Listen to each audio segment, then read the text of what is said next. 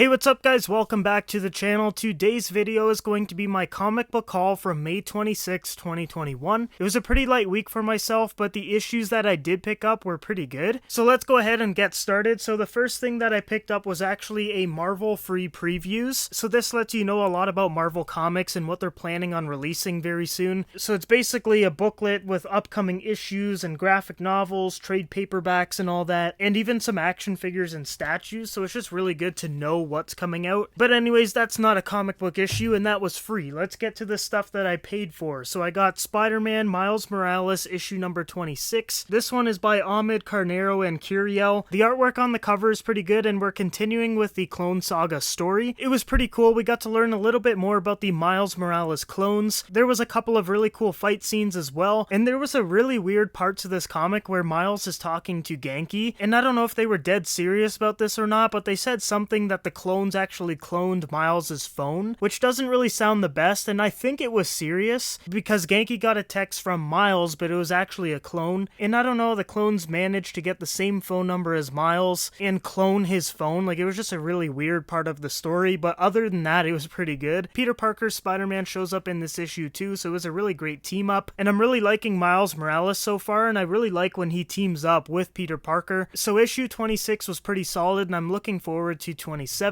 Next up, I got Action Comics 1031. Now, this is a new series that I just subscribed to. I was never really a big fan of Superman, but I just decided, I was like, I'm gonna subscribe to Action Comics, give this a try, and see if it can change my mind, because I don't know why, I just never really liked Superman growing up, but I want to read some more current Superman comics and see if that can really change my mind. But anyways, this issue is by Johnson, Sampier, and Lucas. The cover art looks pretty decent, and the story was actually pretty good. We get Jonathan Kent, we get Clark Kent, we get Kara, and they're dealing with some aliens that might be Kryptonians, and we don't really get an answer if they are or not in this issue, and I'm sure we will in the next one. I'm not gonna lie, I was pretty confused in this issue because I didn't read the last few, but like I said, I just subscribed to it, so I'll be reading them from now on. But I gotta say, from a standpoint of someone who's not like a huge Superman fan, I found this issue pretty interesting, and I'm actually looking forward to Action Comics 1032, and there's also an added story with Midnighter at the back, so even more to read. But yeah, I'm really hoping that my mind changes on Superman, and I'm looking forward to the next issue of Action Comics. Then I picked up Detective Comics issue 1036. Essentially in this issue, people are thinking that Batman actually murdered someone, and obviously he didn't. That's literally against his moral code. Huntress is in the issue as well, and it's all about them teaming up and trying to solve the murder of Sarah Worth, which her dad is super pissed off and just wants the killer dealt with. So I think in the next issue, he's actually going to take it upon himself to go after the killer and probably kill some people on the way, and it looks like it's going to be a pretty interesting issue in 1037. But 1036, like I said, is more of a detective style comic book, which I love, and I really like the artwork as well in this issue, and it was just a solid comic book overall. And last but not least, my favorite series that I'm currently reading is the Batman Zeropoint crossover with Fortnite. Was I surprised by this whole run? Yes, because I was not expecting it to be good at all. The story, the writing, the artwork, everything is just really solid with Zeropoint.